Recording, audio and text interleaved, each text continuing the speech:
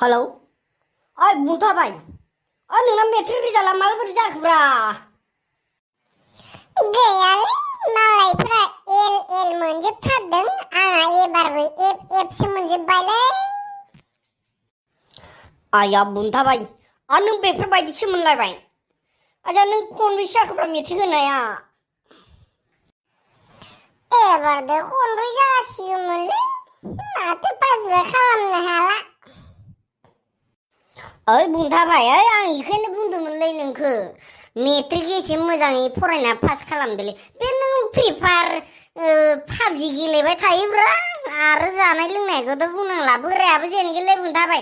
ओइ आं बेफोरबायदि बुंनाय दा गाज्रि मोनालै बुंथाबाय आं नोंखौ थिगखौनो बुं आं सिगांनिफ्रायनो नोंखौ बुंबोबाय थाखादोंमोन बेफोरबायदि दाजालै होननानै। नोंसो खोथा मानियाब्रा दा माबायदि मोनदों? मालाय एल एल मोनदोंबा नोंहा एफ एफ मोनदोंबा?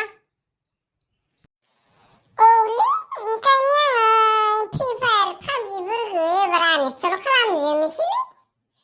बिमा बिफाया बिराद दुखु मोनबायलै आंखौ खनब्रै गाहाम जाबायब्रा। ओइ बेफोरबायदि पाबजि आरो फ्रि फायार गेलेबाय थाबा नों खनब्रैल' नंलै 100 बार जालाङोलै नोङो। मोजां फरायलै मोजां फराय बुंथाबाय आं नोंनो पास जाबा फावथेनफोरखौ गंनैसो बायना हरनो सानलाय लायदोंमोन। र' एबारनिफ्राय मोजां फरायनोसै खनसेयाव पास खालामथारनोसै आं एबार। दे एबारनिफ्राय नोङो मोजां फरायदो।